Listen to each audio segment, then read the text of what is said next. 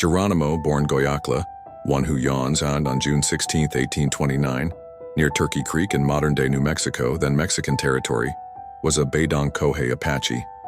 Raised in a semi-nomadic Apache culture, he learned hunting, raiding, and spiritual traditions. His grandfather, Mako, was a chief, and Geronimo grew up with 3 brothers and 4 sisters. At 17, he married Alope, a Nedni Chiricahua Apache, and had 3 children. In 1851, Mexican soldiers massacred his family at Llanos, fueling his lifelong hatred of Mexicans. He later married 8 more times, fathering several children.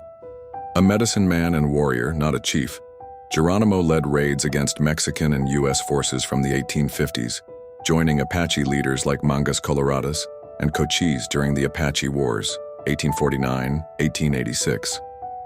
His guerrilla tactics, ambushes, hit-and-run attacks, and mountain retreats frustrated larger armies.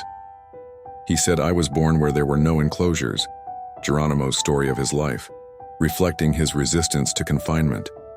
After the U.S. forced Apaches onto the San Carlos Reservation in 1876, Geronimo fled multiple times, leading bands of 30-50 warriors.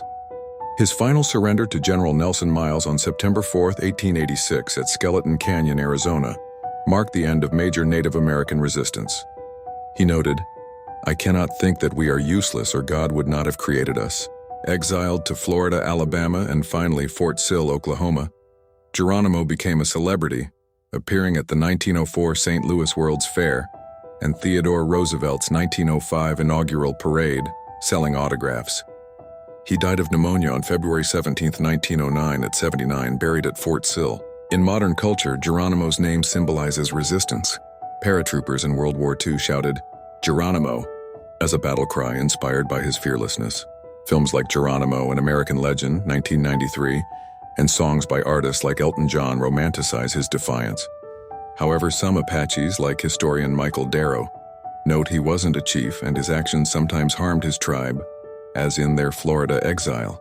His legacy endures in Native American activism and popular media, embodying resilience against oppression.